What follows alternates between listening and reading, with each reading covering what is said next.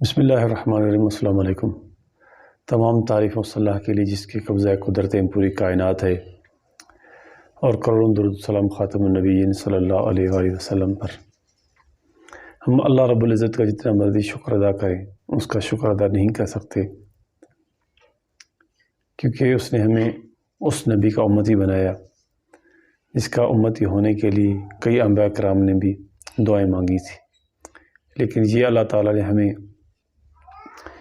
اپنی طرف سے انعام بنا مانگے دیا ہے۔ رسول اللہ صلی اللہ علیہ وآلہ وسلم کا امتی ہونا ہمارے باعث فخر ہے، جس کو ہم بیان نہیں کر سکتے، کیونکہ اس رب کا ہمارے اوپر کتنا بڑا احسان ہے، اور اس احسان کو ہم اتار تو نہیں سکتے، لیکن اللہ کا شکر ادا کر کے رسول اللہ صلی اللہ علیہ وآلہ وسلم کی سیرت کے مطابق زندگی گزاریں، تب جا کے ہم رسول اللہ صلی اللہ علیہ وآلہ وسلم کے سامنے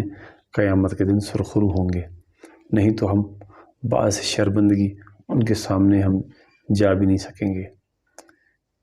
رسول اللہ صلی اللہ علیہ وسلم نے ایسی زندگی گزاری کہ جنگ خندق کے موقع پر رسول اللہ صلی اللہ علیہ وسلم نے اپنے پیٹ کے اوپر پتھر باندھ کے جنگ کا وقت گزارا تھا، اتنی غربت میں گزاری۔ تو ایک بار اللہ تعالیٰ کا فرمان جاری ہوا، جبریل امین رسول اللہ صلی اللہ علیہ وآلہ وسلم کے یہاں پیغام لے کر آئے،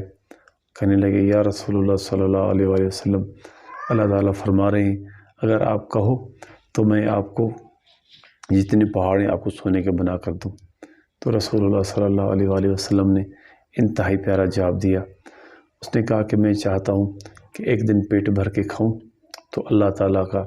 شکر ادا کروں، اور ایک دن بھوکھا رہوں تو میں اللہ تعالیٰ سے عاجزی سے اس رب سے اپنا رزق کی مانگ کروں۔ تو رسول اللہ صلی اللہ علیہ وسلم صرف یہ اپنی حیات طیبہ گزار رہے تھے، لیکن ہمیں اس میں سبق دے رہے تھے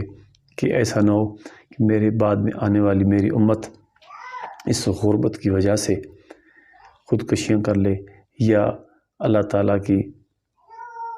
ناراضگی میں آ جائے، اللہ تعالیٰ سے سرکشی کر لے، کہیں ایسا نہ کہیں کہ ہمارے رسول اللہ صلی اللہ علیہ وسلم تو عیش کی زندگی گزار کر چلے گئے لیکن ہم غربت کی زندگی گزار رہے ہیں۔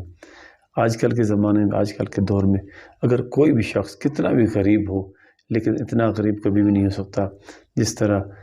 مفلسی میں ہمارے رسول اللہ صلی اللہ علیہ وآلہ وسلم نے زندگی گزاری تھی۔ ہمارے دونوں جہان کی کامیابی ہے رسول اللہ صلی اللہ علیہ وسلم کی زندگی، طرز زندگی پر گزارنے میں ہی ہے۔ ان کے حیات طیبہ کو دیکھ کے جب بھی ہمارے اوپر کبھی مشکل وقت آ جائے کہ ہمیں بھوک اور پیاس آ کے پکڑ لے، تو ہم اللہ تعالیٰ کی عاجزی سے اس سے رزق مانگیں، جس طرح رسول اللہ صلی اللہ علیہ وسلم